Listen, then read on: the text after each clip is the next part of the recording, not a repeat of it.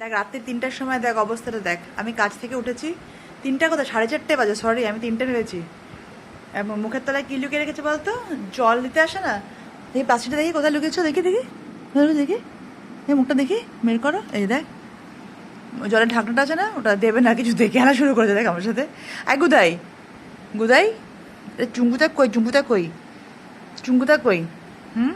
চোখের মধ্যে কী লেগেছে, এটা চোখের মধ্যে ইয়ে নাকি বিচুটি পিচুটি, দেখি ক্লিন করে দিই, ক্লিন করে দিই। দেখ না নিয়ে ঘুমিয়ে পড়লো একবার, কিছু না টেরা চোখে দেখে দেখে হেভি শেয়ানা জানিস।